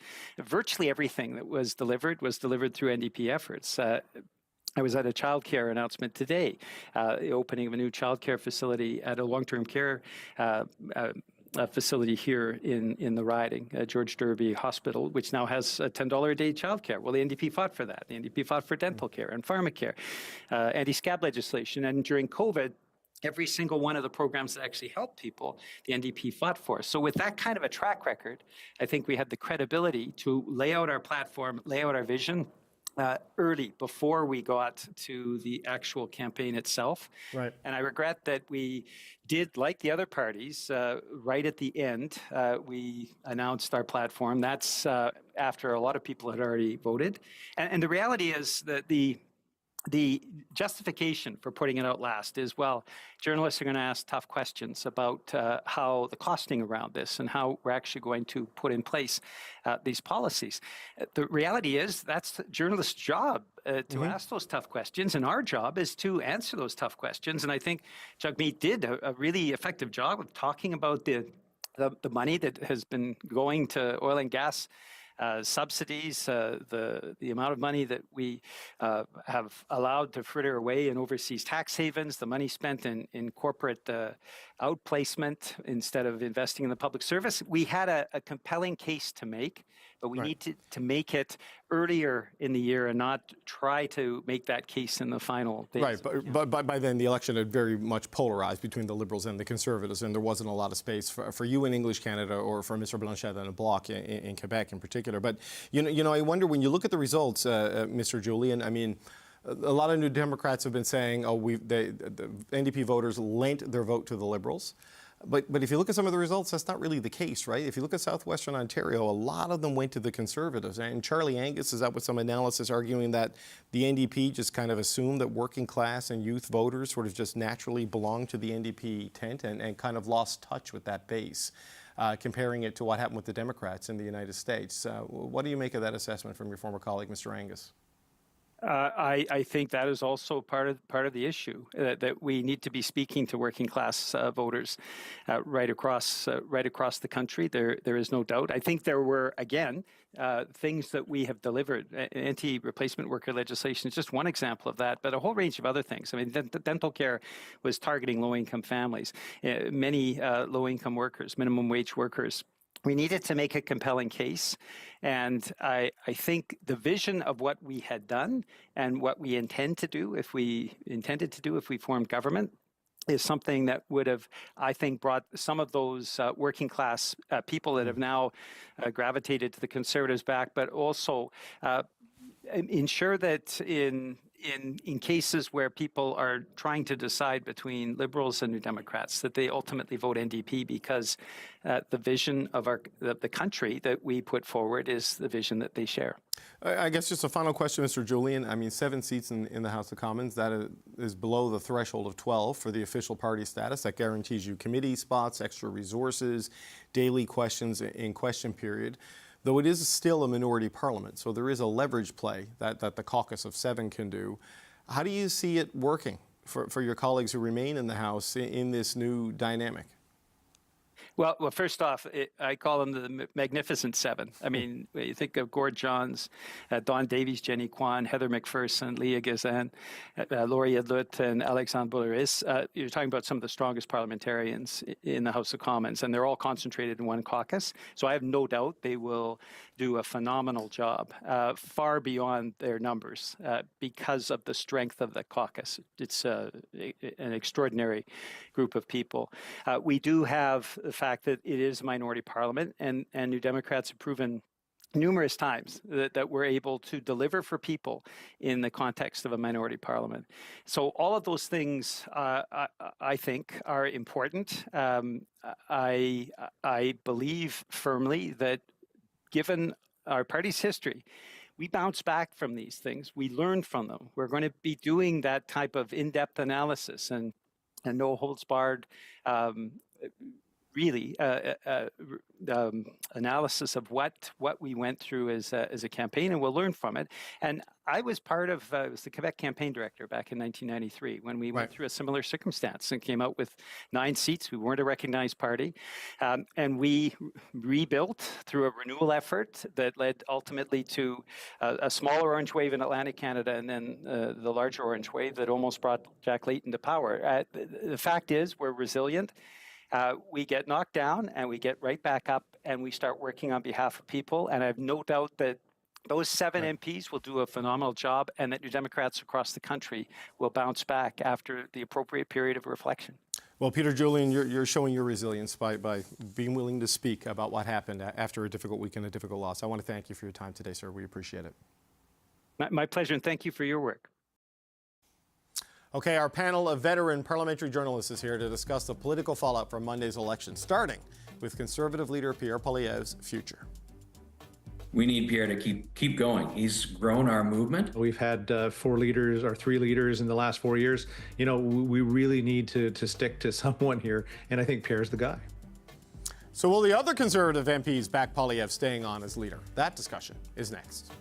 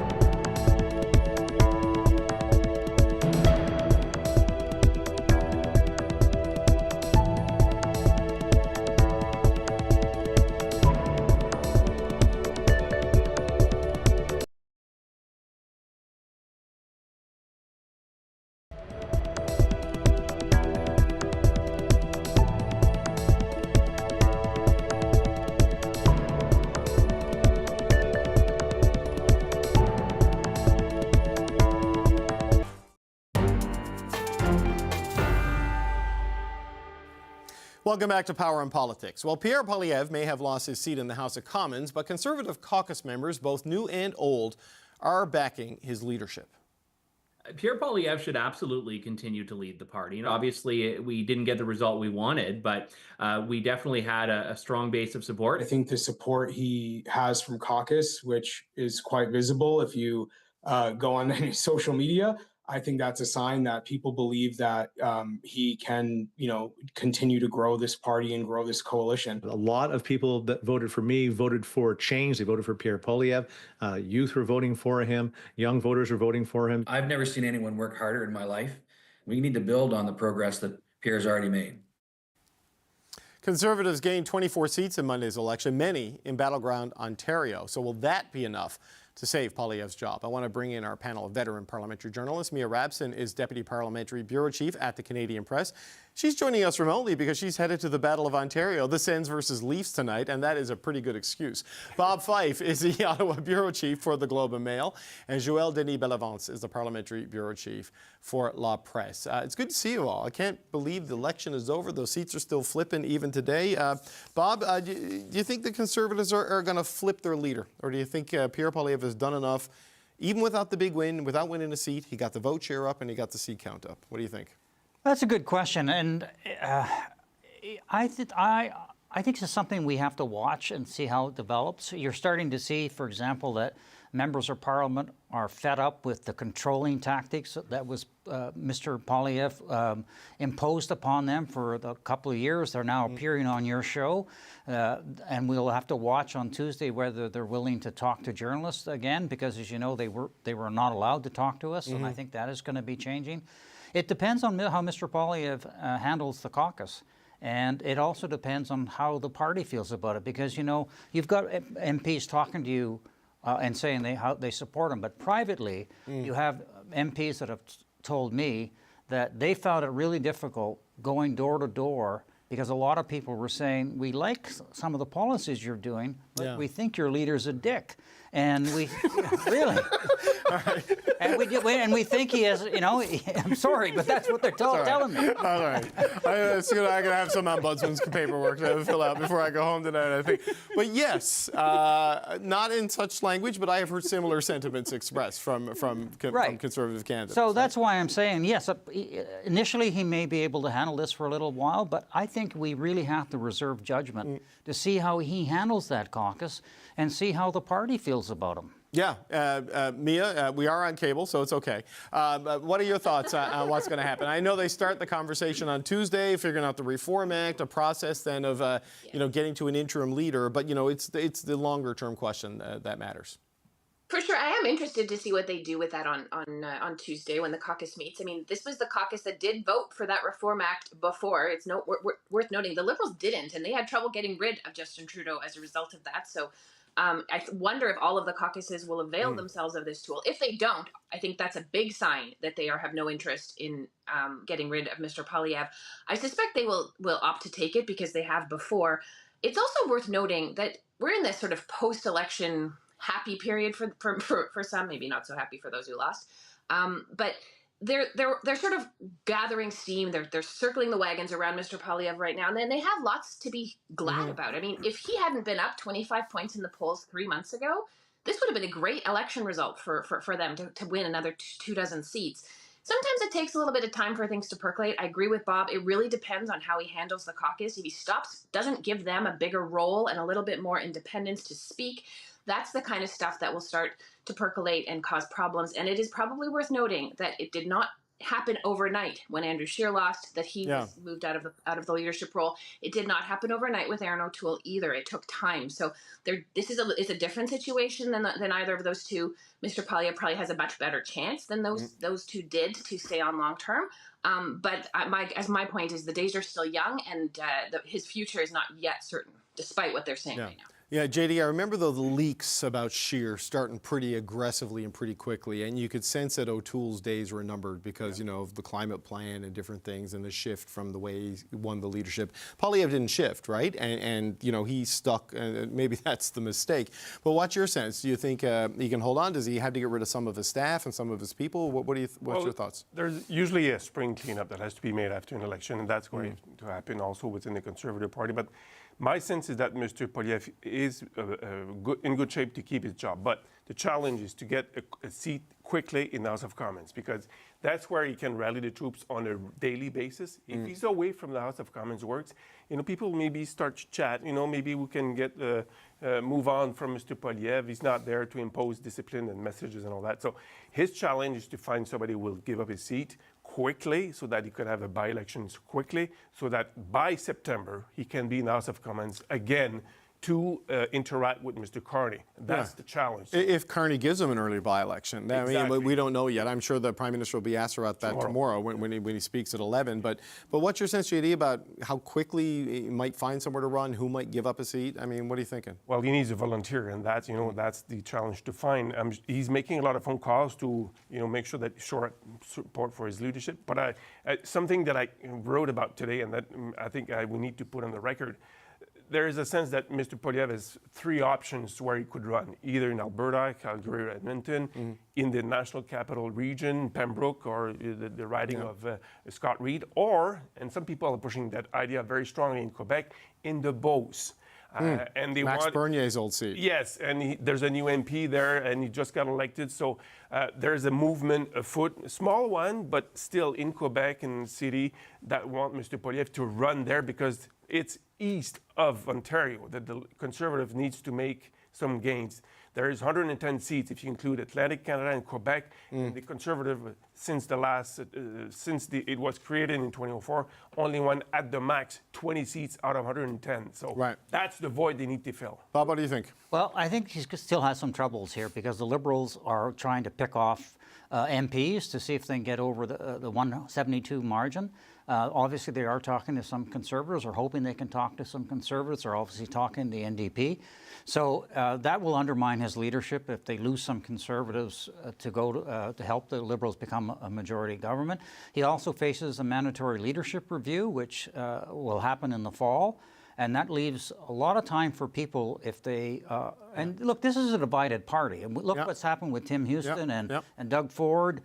There's lots of opportunity here for potentially people to vote him out in a leadership review. I understand that he's trying to see if he can do this review in the summer months to avoid the longer the period this drags on, the more potential threats to his leadership. And then the other thing is this discussion of what you do with Jenny Byrne. I mean, a lot of Conservatives want the campaign manager to be ousted, to get rid of her. And I'm hearing that maybe he wants to do that too. And she's not going to go out without a fight because that's Jenny Byrne. Right. So we're in an area where we have to see how much infighting takes place over the next little while. And the more infighting, as you know, the greater the opportunity or the greater the difficulty of handing on to a leadership. Yeah, and Mia, if it goes that way with the Conservatives, who, they lead the league in regicide, as I like to say, it's not going to be people signing a letter asking the Prime Minister to reconsider his position like the Liberals did, right? It's going to be a little bit more knifey, it seems. Yeah, I mean, they've got experience doing this. They know how to do it. And on Tuesday, they likely will vote themselves the ability to do it if they decide that they want to. And, to Bob's point, there are many pitfalls that Mr. Poilievre has to overcome in the next several months. If the Liberals somehow manage to eke another 4 seats now out of this parliament and get a majority, it gives them a little bit more runway as Conservatives to figure this out. But right now we are in a minority government situation, so they also don't necessarily have a ton of time to get their act together and figure out what they want to do, because we're going to have a spring session of Parliament. It's going to be sort of a bit of a housekeeping session, get a few things done quickly. But the fall is when it's really going to start again, and Mr. Poilievre has to be able to prove by the fall that he is in control of the party. And so there's going to have to be changes made. There are lots of people within the party that want to see changes made. Ms. Byrne's departure is one of those changes that a lot of people are asking for, but that may not be enough for some. And 4 or 5 months down the road, we also will have a sense of what kind of Prime Minister Mr. Carney is going to be. This is true. If he starts to lead the Liberals up in the polls, if people are liking what they're seeing, that also might be more of a challenge for Mr. Poilievre going forward. I don't know, JD, like Bob has mentioned this, that you hear the whispers of reaching across, trying to get people to come over and join the Liberals to get them to that majority. I mean, how likely do we think this might be at this point? I was talking to a few Conservatives, and they're like, I haven't heard it. They didn't call me. I should be offended, maybe. But what's your sense of where that is? To succeed, Mr. Carney has to put something on the plate so that it becomes attractive, so that MPs to cross the floor, because there would be an uproar. I remember the last time that it did happen. That was David Emerson that was appointed to cabinet. He was just elected in Vancouver, and Mr. Harper gave a post in the cabinet. Was he industry minister? Is that what they gave him? It was a pretty big one, right? Yeah. Exactly. And so that will be something that could also lead to division within the Liberal Party. There are a lot of people who have been waiting for a while to get a cabinet post, and if Mr.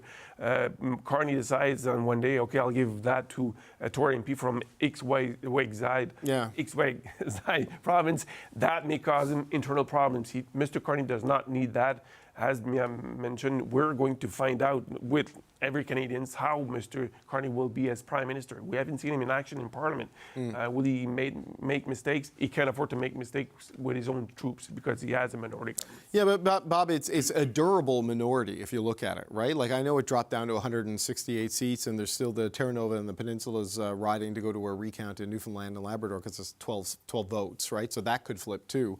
But even so, with a Conservative, a party figuring out what's next with its leader not in the House, with the NDP smashed, and the Bloc wouldn't seem keen to go back. I mean, they can expect a year, 2 years. Probably easily. In fact, you heard the Bloc Québécois leader say earlier this week that until negotiations are completed with the United States, that Parliament needs to have stability, and the leaders should work together to make sure that the government isn't defeated. You can still be an opposition party, still oppose, without bringing down the threat of an election. And I think I think we're into a safe period of time. Yeah, and it might be a period where the country wants that kind of opposition rather than the high games, silliness we've seen for the past year or so. Right. But what's your sense on the floor crossings? How real do you think this is? Like, would it need to be like 4 all at once to get you there? Could there be 1 or 2 here, or is it just something that's just in the ether right now? No, I think discussions are being held. I mean, the Liberals don't even want to talk about it, and I'm sure you're hearing the same thing. So, look, I think it's real, but whether you get anybody enticed to do so, and, even if you have 1 or 2, that's enough to frighten everybody else away too, isn't it? Yeah. And you don't necessarily have to have somebody sitting in cabinet as well. I mean, you can. There are other positions: parliamentary secretary, chairmanship of committees, and maybe a promise of a Senate seat as we get closer to the next election campaign. Yeah. Well, doing the cynical math, you need 3, and then you could have an opposition speaker. Right. That could get you there, right? I know for a fact the Liberals tried in the past to convince Alexandre Boulris, the NDP MP, the lone NDP MP in Quebec, to cross the floor and join the Liberal Party. Mr. Boulris confirmed that to me. Mélanie Joly was the one who was trying to convince him. So, depending on the future of the NDP, maybe Mr. Boulris will be interested, but he needs to get something in return. And what will the Liberals be willing to give in return for Mr. Boulris to come aboard? So that's the big question.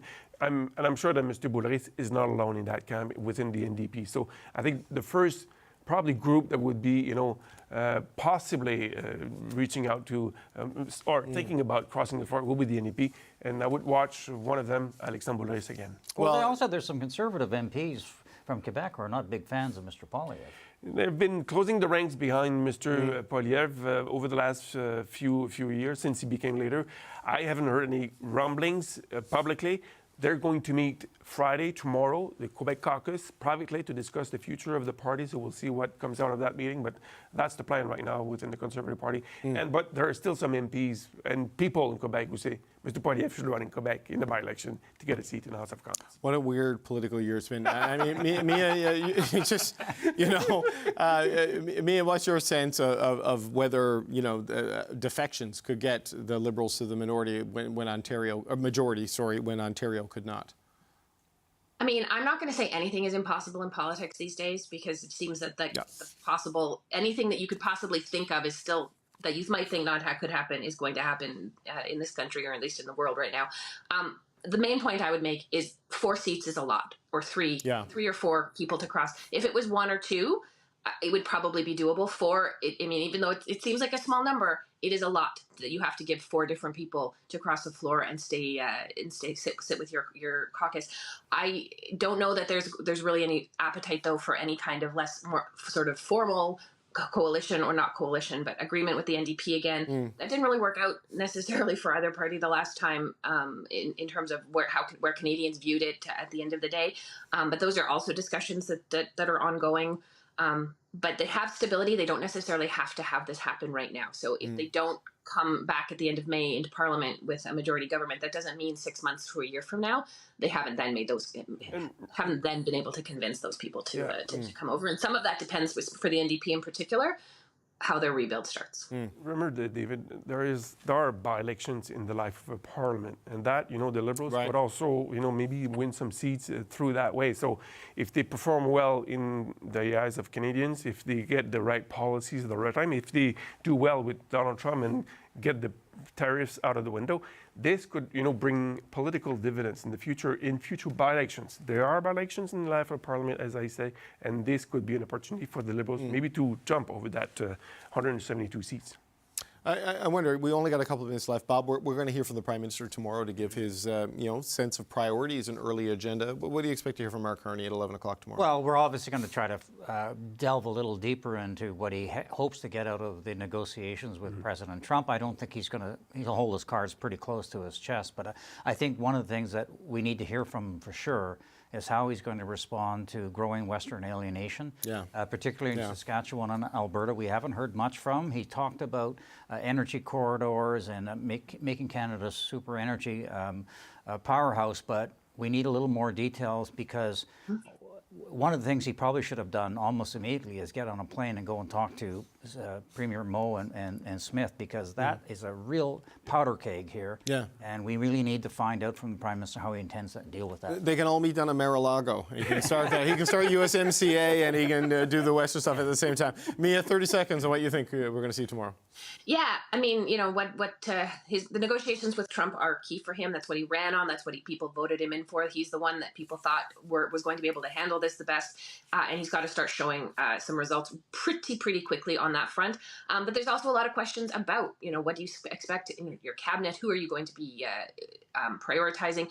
And you have a lot of things that you're promising to do, including internal trade barriers. So yes, absolutely, he should absolutely immediately or very quickly have a meeting with the premiers, if not individually, then at least as a group. It's curious to see, he's going to be so focused on Trump, who his main domestic lieutenant is. Maybe it's Freeland, maybe it's LeBlanc. I don't know. JD, your quick thoughts on what we're going to see. I'll be asking, we'll be watching whether Mr. Carney is willing to call a by-election quickly for Mr. Poilievre. That's an issue that has to be solved, because he's the leader of the Conservative Party, who's the official opposition. So I think courtesy would command that he would give him the opportunity to enter the House or re-enter the House quickly. So that would be a question that we ask. And also, how are we doing financially? Because the economy is going into a slump. How is that going to affect the budget that he plans to table? Such a weird election. I know, Pierre Poilievre started this wanting to move out of Stornoway, but not because he lost his seat. We're still not sure whether he can live in Stornoway. Yeah, no, he can't. It's a question of how quickly he has to go. I mean, Peter Julian said you got 20 days to clue up your office. Maybe that applies here. I don't know. We can't get the answer. All right, I want to thank you all. Mia Rabson, Joël Denis Bellavance, and Bob Fife. Tune in tomorrow right here on CBC News Network to watch Prime Minister Mark Carney deliver his first press conference since the election. I'll be joined by the CBC's chief political correspondent, Rosemary Barton, for special coverage. That's at 11 Eastern. I'm David Cochrane. Thank you for watching today. Me and Rosie will be back tomorrow at 11.